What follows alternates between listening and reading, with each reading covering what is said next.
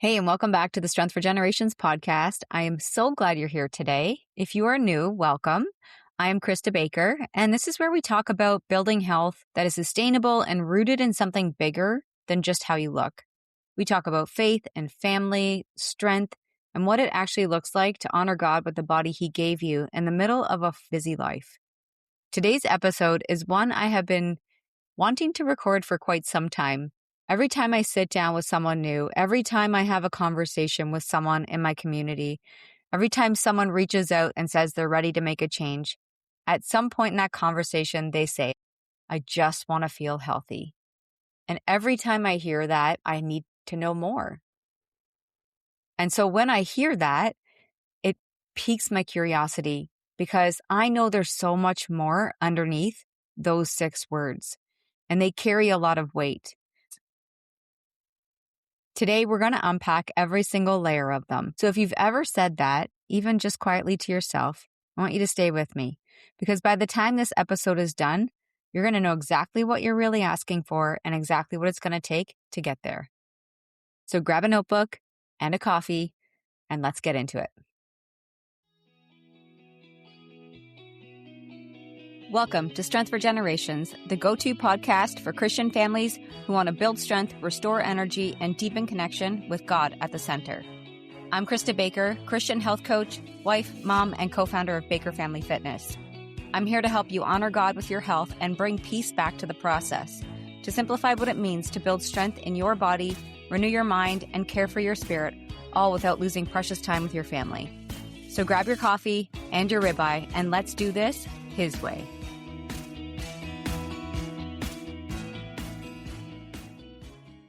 All right, my friends, I just want to feel healthy. Have you ever said those words to yourself? Those words mean more than you think. And I want to stop by just honoring those words for a second, because here's what I know about the person who says those words. They're not someone who doesn't care. When we say things like that, we know that we actually care. And it's not that they're lazy or that they've given up. Because the person that says those words cares very deeply, probably more than most people even realize. I know you care about your family, and you care about your faith, and you care about showing up well for the people who depend on you. But somewhere along the way, your own health got moved to the back of the line. And now there's this gap between where you are and where you want to be. And it's uncomfortable. Maybe it shows up first thing in the morning when the alarm goes off and your body just feels heavy before the day even starts. And maybe it shows up when you catch yourself in the mirror and think that does not quite feel like me anymore. And maybe it shows up when your kids want to go outside and play and there's a part of you that hesitates because you're just so worn out.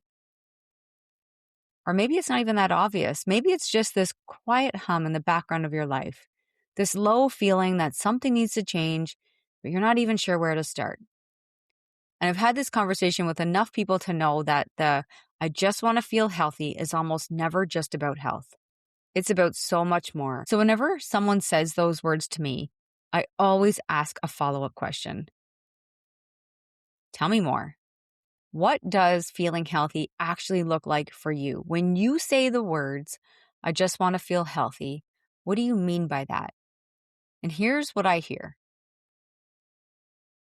I would just want more energy. Not like a little more, real energy. The kind where you wake up in the morning and you actually feel ready for the day.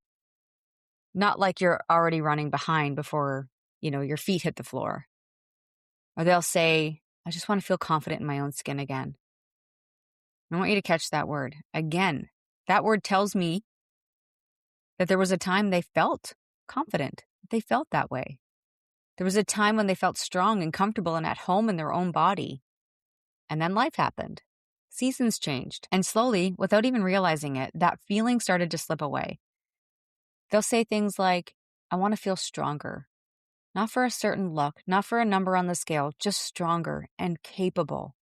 Able to move through the demands of my life without feeling like my body is just working against me. Or I'll hear, I want to know that I'm eating well. Get that a lot. I want to know more about food.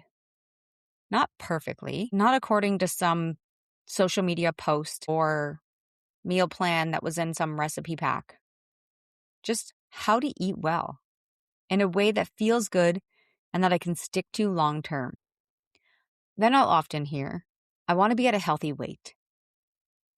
And that's one that we need to spend a bit of time unveiling. Because it's never really about the number, it's how they feel carrying the extra weight. Because the extra weight will affect their energy or their sleep or make them feel disconnected from themselves. And oftentimes we have to talk about what that number looks like. Usually with a follow-up question is, well, when you were that number, did you even like yourself? Because that's often a thing. Or I'll hear, I don't want to feel gross. And I know that that might sound like a strong word, but that's what people tell me. They'll say things like gross, icky, heavy, like they've been living in a body that doesn't feel like theirs anymore. Like they're tired of hiding under baggy clothes, avoiding the camera, sitting out of things because they don't feel confident enough to show up fully, not getting in the pool with the kids, not putting a bathing suit on, hiding in pictures. But most of the time when I say the words, what does healthy mean to you? I'll hear, I want to be a better role model for my kids.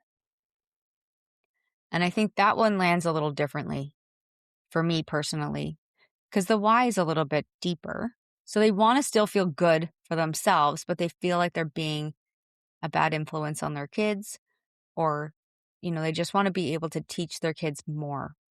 We're talking about their children here. We're talking about kids watching and learning and absorbing what it actually means to take care of yourself. We're talking about legacy. And that to me is so important. Sometimes people will share with me that they're exhausted, like not tired, exhausted. Like, I'm done. Do you ever say those words to yourself? Like, I think about it myself often. I'm so done. I can't do anymore. But a lot of people are so exhausted that, it doesn't matter how much sleep they get. It's just, it won't even fix it. That's the kind of exhaustion that comes from giving everything you have to everyone around you, your spouse, your kids, your job, your church, your community, and you have nothing left at the end of the day for yourself. I give 100% to everything else, but I keep forgetting about me. I know that feeling. I've been there before. I come in and out of it, to be honest with you. There's times when I'm like, whoa, okay, I think I've taken on too much, and I gotta check myself, because now I'm getting frustrated. I'm getting stressed out, and I feel it. I feel it in my chest, or I feel it in my stomach. And so it takes some time for us to really build boundaries around these things so that our own health doesn't become the selfish thing that we're doing. And I don't want to take away from the time with my family that I love, but sometimes I got to put me up there to make sure that I'm okay. And we don't want to just get, through the motions. That's not the kind of wife I want to be, or mom, or coach. So let me ask you something, my friends. How many of those things did you just hear yourself in? Was it the exhaustion, the hiding, the wanting to be a better example, the frustration of having to do all the things? We tried so many things and feeling stuck. Even if one of those landed for you, I just want to remind you guys, you're not alone in this, and you're not broken. Right now, if you're listening to this, maybe it's the time for you to just be ready to stop putting yourself last, ready to stop guessing, ready to finally understand what feeling healthy is actually going to require for you, ready to finally just feel healthy. Now that we've unpacked what you're really saying when the words come out, let's talk about what it actually takes to get there. Because here's what I've learned from years of working with families who are navigating exactly what you're navigating. Feeling healthy is not one thing. It's not just a number on the scale, a specific diet, a workout routine. Feeling healthy is the result of several things working together consistently over time. So the first thing is having a reason that goes deeper than the mirror. This is where it all starts, guys. I know we talk about that a lot, but it's so important that we don't worry about the meal plan and the gym membership. We have to start with why. When I start working with someone, the first thing I want to know is not what they want to look like. I want to know why their health matters to them. And I want to know that why is going to hold them up on those hard days. Like, it has to be so important that this 2.0 person I'm trying to become is more important to me than all the other things that are in my life right now that are just kind of getting in the way or holding me back. Because my friends, the hard days are going to come. There's no promise of easy. The days where you're tired and overwhelmed, and it would be so much easier to either skip the workout or grab whatever is the fastest. On those days, a surface level reason is not going to be enough. So knowing that your energy directly impacts, let's say, how present you are for your family, that will keep you moving. Knowing that your body is God's temple and caring for it is an act of worship, that'll keep you moving.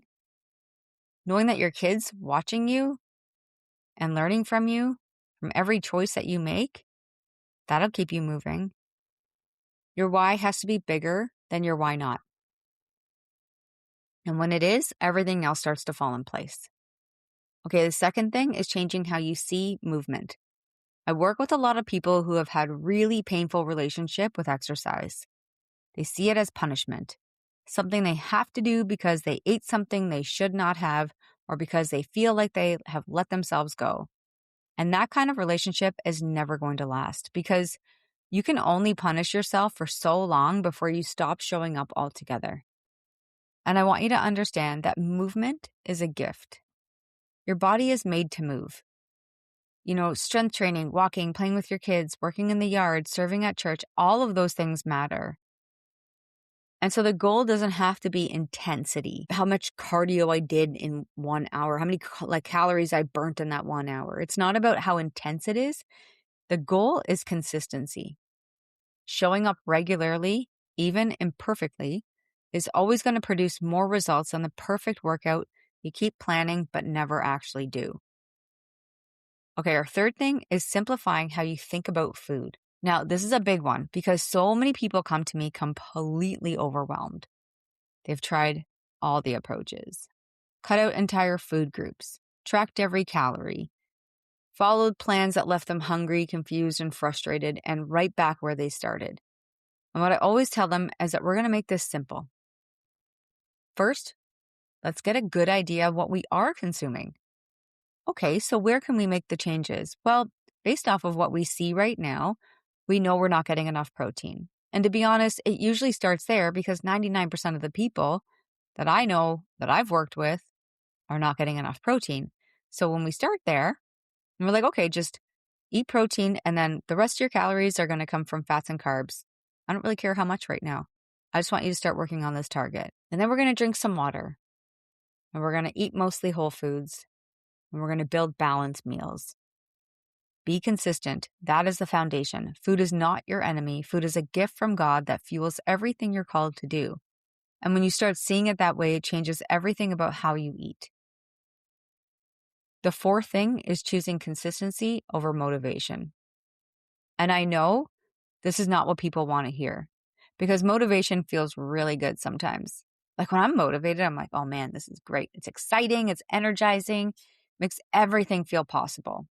But motivation is temporary. It will fade. We talk about it being fleeting.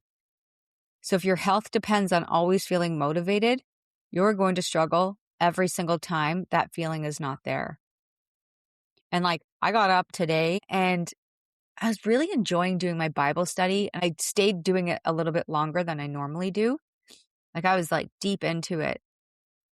I was like, okay, I got to get over to the gym because I knew I needed to get back to get my daughter to her first little job that she has, which was really cute. And I kind of didn't want to go. I actually didn't really feel like being social. So I was like, maybe I'll just go down to my basement and do something. But I knew if I did that, I wouldn't actually do as much as I did when I got to the gym because I was feeling kind of meh. And I got there and I got to have some really nice conversations. I saw a couple people from church and then saw other really nice people that are working out so early in the morning, a lot of friendly conversations. And I left in a better mood than when I came in. And I'm typically pretty high energy and pretty positive, but I was kind of like, I don't really feel like super social. So that discipline that I had, I wasn't motivated, but I was disciplined to go. And then getting there gave me that little extra burst that I needed. And so what I coach is rooted in faith. So small faithful actions repeated day after day, not because you feel like it every time, but because you've made a commitment. And like God requires us to be disciplined. It's mentioned so many times in the Bible. And then that perseverance piece really kicks in when you're just feeling like, I don't want to do the thing. When you understand that caring for your body is an act of stewardship, it just makes that whole thing so much easier. So remember, guys, the people who get the lasting results are not the ones who had the best motivation. They're the ones that just kept showing up, even on days when it was hard. Okay, the fifth thing is understanding that your health is not just about you. Like we talked about earlier, when people tell me I want to be a better role model for my kids, or, I had these conversations with my mom when I was younger and she really talked about my body all the time, or told me I needed to lose weight. Like I hear these things all the time. And when I talk to people and they say that they want this for themselves, which is really good, we need to want it for ourselves because that matters deeply. But then they start to expand on it and they're like, well, actually, I really want to be a better spouse. Like I want to feel more confident when I'm with my spouse. I want to be able to go hiking with my husband, or I want to be able to go biking with my wife, or I really want to be able to do these things with my kids. Wait, what about if I have grandkids? And you might not even have met them yet, but I'm hearing about grandchildren. They're like, I don't want to be the grandma that doesn't do anything with the kids. I had a grandma that was like that and I hated it. Or they start telling me about the community that they're called to serve. Like, I want to be able to show up more. I want to go on missions trips, but I don't feel strong enough to do that. This is about the legacy that we're building. Whether you realize it or not, that is what's really happening when we have these conversations. Your health does not just stay with you. It ripples out. So the habits that you build, the choices you make, and the examples that you set, all of that gets passed down to your kids, to their kids, and to everyone else watching you navigate this season of life. And that's not to put pressure on you. That is your purpose. And when you start seeing your health through that lens, it stops feeling like something you have to do, and it starts feeling like something you get to do. So if feeling healthy comes down to those 5 things, why do you think so many people stay stuck? Like, why do so many people have the desire, have the knowledge, and still not move forward? People do not usually stay stuck because they don't know what to do. Most people have a pretty good idea of what healthy looks like. Well, when I ask them, like, well, what does healthy look like? I know I need to eat better. I know I need to move more. I know I need to sleep better. I know I need to manage my stress. Like, we know these things. So what keeps people stuck? It's one of these 3 things. First, it's overwhelm. That's something I hear all the time. There's so much information out there and so much of it contradicts itself. One person says, cut the carbs. Other says carbs are fine. One program says, you got to work out every day. Another one says, oh, that's going to burn you out. And even like the whole blood labs things, I talk about all the time. I was talking about it with a client today. Well, this doctor told me that my blood labs were this. And then this other girl, and then I looked at the list of supplements that some of these people are on. I'm like, you are on 20 supplements right now and you still don't feel better. So maybe what we're doing right now is not working. But it's confusing because you're like, well, I'm trying to trust people, right? And when everything's pulling you in different directions, the easiest thing to do is nothing, because nothing feels safe.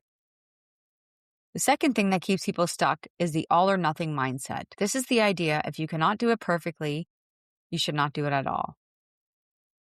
So you start strong on Monday, you eat well, you work out, you drink your water, and then Thursday comes and life happens. You miss a workout. You grab something fast for dinner.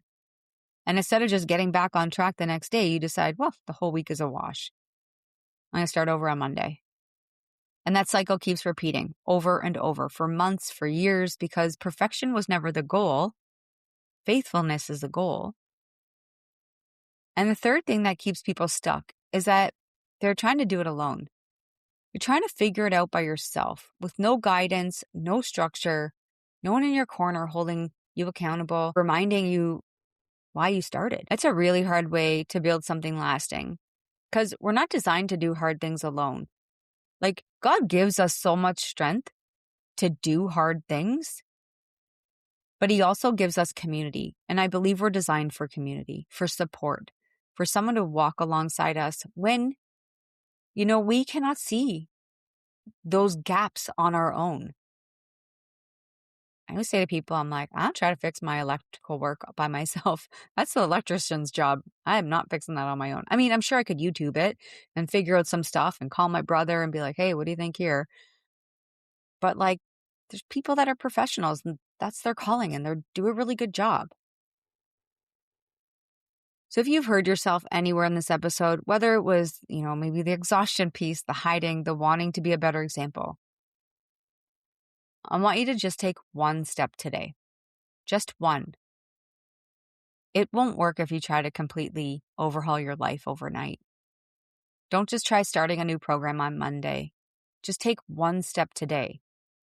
And if that one step is to join the Move Mountains method, I think that's a really good step because it's a 5-day free faith-based experience that I built specifically for people who are ready to stop seeing their health as a weight loss project and start seeing it as an act of stewardship. Over the 5 days, I'm going to walk you through, first and foremost, your why, how to move in a way that is sustainable, how to fuel your body without overcomplicating it, how to stay consistent when motivation fades, and how to build a legacy of health that impacts not just you, but your whole family. The whole thing is grounded in faith. It is super doable. It's just 5 little mini trainings with a workbook. And it gives you an opportunity to really reflect and think about what we're learning and what you really want with your own life. I'm excited for you to join because I know it's going to just give you something, a tool to help you move forward. And it really helps families start to feel like they understand what it means to be healthy again and to give you the tools and steps on how to get there. So you can actually learn more about it at bakerfamilyfitness.com/movemountains. I'll also put the link in the show notes so you can find it easily. But before you go, if you've been carrying that I just want to feel healthy feeling for a while now, I'm glad you listened today. I hope you feel a little less alone in it. And I hope you walk away from this episode with a clearer picture of what you're actually asking for and what is it going to take to get there. Remember, guys, you don't have to be perfect. It's not about doing everything right all at once. Just take one faithful step at a time toward the life that you're called to live. Actually, I was listening to a podcast this morning and they said something about walking with the Lord. Like, what do you think that means? One step at a time. And I think it's so, we can parallel that with what we do in our health, like one step at a time is all it takes. So thank you so much for spending this time with me today. If this episode resonated with you, I would love it if you'd share it with someone who needs to hear it. Or you can leave a review if you have not already. It truly helps more families find this podcast. And you know what to do, guys. Keep building strength for generations.